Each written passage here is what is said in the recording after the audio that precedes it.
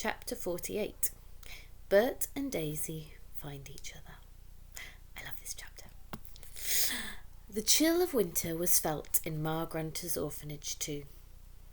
Children in rags who are fed only on cabbage soup cannot withstand coughs and colds as easily as children who are well fed.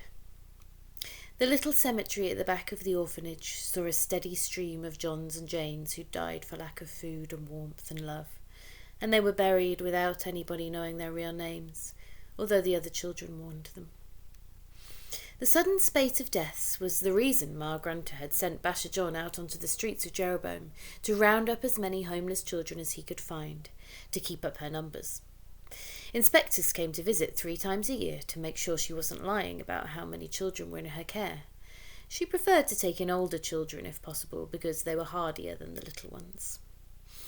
The gold she received for each child had now made Ma Grunter's private rooms in the orphanage some of the most luxurious in cornucopia, with a blazing fire and deep velvet armchairs, thick silk rugs, and a bed with soft woolen blankets. Her table was always provided with the finest food and wine. The starving children caught whiffs of heaven as Baronstone pies and Kurzberg cheeses passed into Ma Grunter's apartment. She rarely left her rooms now except to greet the inspectors, leaving Basher John to manage the children. Daisy Dovetail paid little attention to the 2 new boys when they first arrived. They were dirty and ragged, as were all newcomers, and Daisy and Martha were busy trying to keep as many of the smaller children alive as was possible. They went hungry themselves to make sure the little ones got enough to eat, and Daisy carried bruises from Basher John's cane because she often inserted herself between him and a smaller child he was trying to hit. If she thought about the new boys at all, it was to despise them for agreeing to be called John without putting up any sort of fight. She wasn't to know that it suited the 2 boys very well for nobody to know their real names. A week after Bert and Roderick arrived at the orphanage, Daisy and her best friend Martha held a secret birthday party for the Hetty Hopkins twins. Many of the youngest children didn't know when their birthdays were, so Daisy picked a date for them and always made sure it was celebrated, if only with a double portion of cabbage soup. She and Martha always encouraged the little ones to remember their real names too, although they taught them to call each other John and Jane in front of Basher John. Daisy had a special treat for the twins.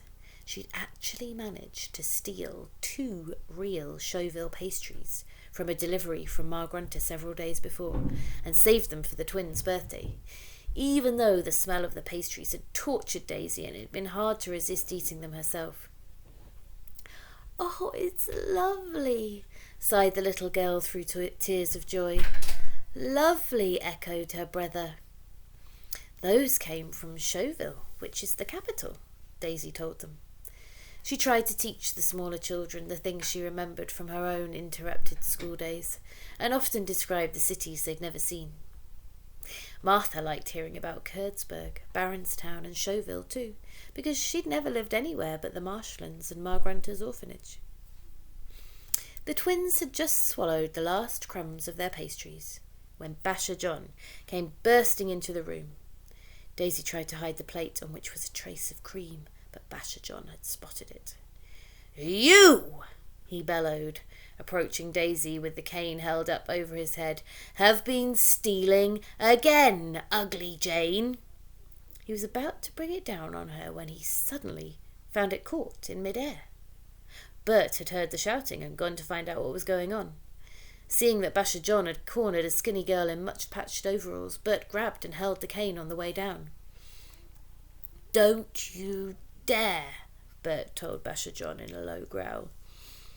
For the first time, Daisy heard the new boy's Chauville accent, but he looked so different to the Bert she'd once known, so much older, so much harder faced, that she didn't recognise him. As for Bert, who remembered Daisy as a little olive-skinned girl with brown pigtails, he had no idea he'd ever met the girl with the burning eyes before. Basher John tried to pull his cane free of Bert's grip, but Roderick came to Bert's aid. There was a short fight, and for the first time in any of the children's memories, Basher John lost. Finally, vowing revenge, he left the room with a cut lip, and word spread in whispers around the orphanage that the two new boys had rescued Daisy and the twins, and that Basher John had slunk off looking stupid. Later that evening, when all the orphanage children were settling down for bed, Bert and Daisy passed each other on an upstairs landing, and they paused a little awkwardly to talk to each other. "Thank you very much," said Daisy, "for earlier." "You're welcome," said Bert. "Does he often behave like that?" "Quite often," said Daisy with a little shrug. "But the twins got their pastries. I'm very grateful." Bert now thought he saw something familiar in the shape of Daisy's face, and heard the trace of Chauville in her voice. Then he looked down at the ancient, much-washed overalls onto which Daisy has had to sew extra length to the legs. "What's your name?" he asked. Daisy glanced round to make sure they weren't being overheard. "Daisy," she said, "but you must remember to call me Jane when Basher John's around." "Daisy!" gasped Bert. "Daisy, it's me, Bert Beamish!"